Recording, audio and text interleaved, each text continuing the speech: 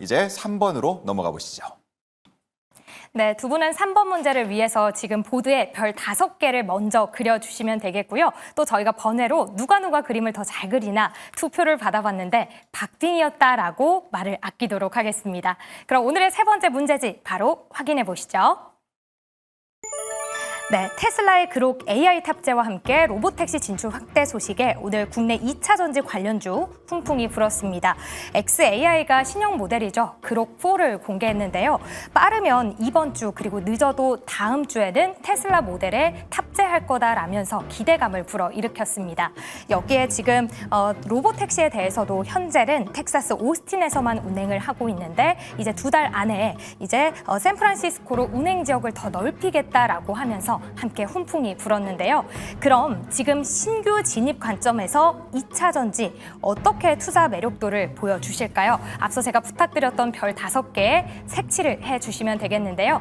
먼저 간단하게 표를 한번 보시죠. 2차 전지 오늘 관련주들의 상승률이 나와 있습니다. 소재 기업인 이녹스가 상한가를 기록했고요. LNF는 지금 SK온과 함께 양극재 계약을 맺었다라는 소식 더해지면서 11% 넘게 상승을 했습니다.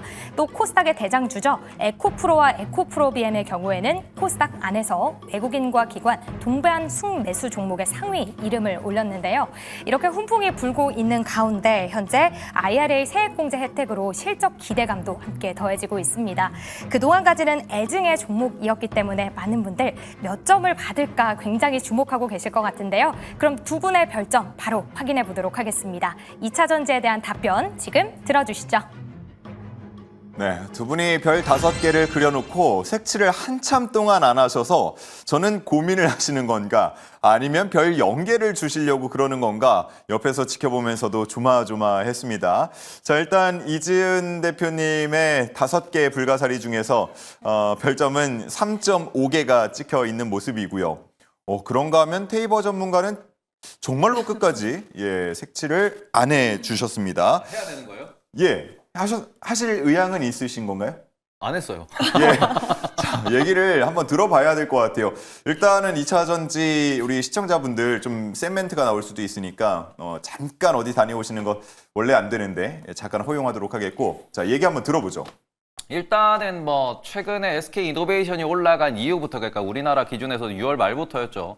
수급이 좀 수상하다, 수급이 이상하다라는 말씀을 많이 드렸고요. 어제 미국 증시에도 보시면은 나스닥은 보합이었는데 러셀 2000이 올라가는 모습을 보였습니다. 그리고는 미국에서도 어제 블룸버그에서도 이런 보고서를 냈어요. 뭐 뉴스라고 보시면 될 것 같은데 지금 7월 들어서 미국 내에서도 업종 내 순환매가 많이 발생을 하고 있고 올해 상반기에 올라왔던 빅테크라든지 통신들이 지금 수익률이 좋지 않은 상황에서 오히려 경기 방어주라든지 정유주와 같은 평소 때 투자자들이 관심이 없었던 특히 올해 같은 경우에 계속해서 바이오처럼 미국의 이 보건복지부 장관 이슈가 있었죠. 케네디 장관 때문에 올해 내내 뭐 보험이나 아니면은 바이오, 제약바이오가 계속 하락하는 모습을 보였는데 그 섹터가 오히려 7월 들어서 반등하는 모습을 보이고 있습니다. 우리나라 같은 경우도 지금까지 올라가지 않았던 뭐 철강이라든지 화학이라든지 그리고는 그게 돌고 돌아서 지금 2차 전지까지도 올라가는 모습을 보이고 있는데 이거를 수급상의 순환매 말 그대로 올라갔던 종목들 지금 이제 상반기에 쭉 올랐던 종목들이 하반기에 들어오면서 차익 실현이 발생하면서 다른 곳으로 기관들의 포트폴리오가 잠깐 옮겨가는 정도 수준의 그런 수급적인 상승으로 놓고 보셔야지 이거를 정말 좋아서 올라가는 겁니까? 라고 생각하기에는 아직은 리튬 가격도 마찬가지고 그리고는 나머지 모든 뭐 산업적인 부분도 마찬가지고 지금 뭐 전기차 시장이 성장하고 있다라고는 하지만 그래서 2차 전지 기업들의 실적이 실제로 올라가고 있는가? 지금 LG엔솔을 놓고 보시더라도 여전히 보조금이 없으면 적자를 보고 있다라는 점 이런 부분을 놓고 보시면은 아직까지도 밸류에 대해서 물음표가 나오고 있는데 지금 여기서 하루 이틀 올라갔다는 이유로 흥분을 한다 라고 하기에는 그쵸 너무 위험하지 않나. 그래서 이거는 별점을 매기는 것 자체가 투자자들에 대한 신뢰가 될 수 있다라고 생각을 하기 때문에 아직까지는 시간을 두고 지켜보셔도 크게 문제가 되지 않습니다. 아직까지 장기 차트를 보시면서 이게 뚫고 올라오고 난 뒤에 말 그대로 장기적으로 물려 계신 분들이 탈출하는 모양새까지 보여야 우리가 제대로 투자할 수 있는 그러한 이제 어찌 보면 타이밍이 올 수 있기 때문에 이거는 매월 초마다 있었던 매월 초마다 2차 전지 2년, 3년 동안 차트 돌려보시면은 매월 첫째 주 혹은 첫째 주와 둘째 주 사이에 기관들의 수급이 한 번씩 들어옵니다. 왜 그러냐 그러면은 숏을 한번 풀고 다시 숏을 잡거든요. 그런 것도 우리가 분명히 체크를 하셔야 되기 때문에 항상 월초가 되면은 2차 전지가 한 번씩 수급적으로 오르더라. 하지만 월로 보면은 계속해서 우하향을 하고 있더라. 그런 부분을 다시 한번 장기 차트를 놓고 보시면서 체크를 하고 아직까지는 타이밍을 좀 기다리시는 게 맞지 않나 예. 이렇게 말씀을 드리고 싶습니다. 과거에 2차 전지를 개인 투자자분들이 상당히 많이 투자할 당시를 떠올려 보면 간밤에 테슬라의 주가를 확인하고 뭐 만약에 급등을 했다 그러면 상당히 기대를 갖고 9시를 기다리고 뭐 그런 모습들을 보이지 않았습니까? 지금의 테슬라는 물론 뭐 개별적으로 여러 가지 이슈가 있긴 합니다만 언젠가는 이 과거의 모습처럼 커플링되는 모습들 2차 전지와 올까요? 올 수 있을까요? 2019년도였습니다. 5G 옵니까? 안 오죠. 우리 차화정 있었습니다. 옵니까? 안 오죠. 2015, 16년도에 바이오, K바이오 열풍이 있었습니까? 그때 옵니까? 안 옵니다.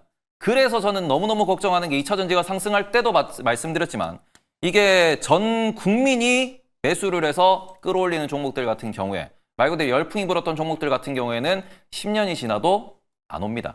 지금 우리가 2013년, 14년, 15년을 올라갔던 식품주들 보십시오.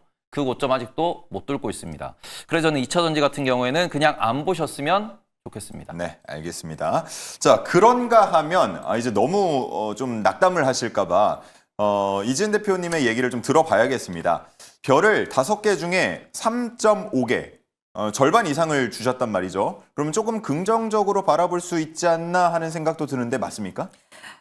저도 맨날 평상시에 이제 2차 전지 관련돼서는 부정의 의견이 사실 많이 있었는데 예. 최근에 약간은 저는 스탠스를 바꾸기는 했어요. 오. 다만 좋은 점수, 완벽한 점수를 주지 못한 이유는 아직까지는 추세가 완벽하게 돌아가지는 않았다라고 판단이 들어서 관심권에는 2대 적극적인 매수 관점으로 보기에는 좀 아쉽다라는 부분이 있는데요. 예. 제가 약간의 스탠스가 바뀐 이유는 일단 리튬 가격이 여전히 안 좋긴 해요. 여전히 지금 반토막이 나 있긴 하지만 중국 쪽에서 지금 BYD 같은 경우에도 공급 과잉 이슈가 계속 나오는데 이 부분에 있어서 어음만 해도 지금 한 70조 된다라고 하더라고요. 그래서 공급 과잉에 대한 이슈로 인해서 뭐 철강이라든지 이런 것처럼 이런 부분들에 대한 좀 공급에 대해서 약간은 조절이 들어갈 수 있다라는 부분, 이런 것들은 결국에는 리튬 가격을 반등시킬 수 있는 요인으로도 작용이 될 수 있어서 예. 향후에 이런 쪽으로의 시나리오로 간다라고 했을 때는 우리나라 쪽에서는 좀 우호적인 환경들이 마련되지 않을까라는 부분들이 있었고, 또 한 가지는 지금 전기차 관련된 부분들 우리가 2차 전지 관련돼서 우려는 하고는 있지만 오늘 LNF와 SK온 쪽에서도 LFP, ESS용 LFP 이야기가 나왔어요. 그래서 ESS 시장에 대해서 이제 속도감이 더 훨씬 많이 붙을 것 같은데 LG 에너지 솔루션도 기존에 이제 공장을 세우는 데 있어서 공정을 지금 다른 거를 원래 하려고 하다가 ESS LFP로 바꿨거든요. 예, 그런 예. 것처럼 이쪽에 속도를 좀 붙이고 있는 모양새들이 나오는데 결국 지금 중국이 ESS 북미 시장 점유율이 엄청나게 큰 상황에서 이쪽으로 중국 견제 속에서 이쪽을 침투해서 들어간다라고 했을 때는 물론 실적으로 찍히는 부분이라든지 이런 것들은 아직은 시간이 많이 걸릴 수는 있겠지만 기대 심리는 좀 충분히 작용이 될 수 있지 않을까라고 보고 있고요. 다만 앞서서 말씀드린 것처럼 아직 추세가 완벽하게 돌아갔다라고 보기에는 좀 어렵다라는 점, 그리고 이게 아직은 숫자, 실적에 대한 부분들은 여전히 노이즈가 좀 있다라는 것, 또 IRA 관련돼서 9월 30일에 이제 서명을 하는데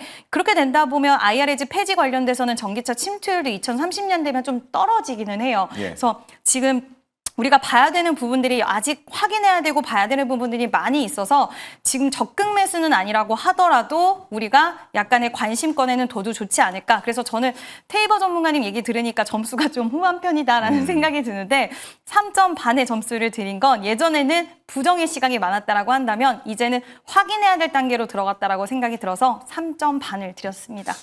지금 분석을 내어주신 게 대체로는 신규 진입 관점에서의 매력도를 표현을 해주신 것 같은데 기존 주주분들은 사실 뭐 별다른 방법이 지금 당장에는 딱히 없죠.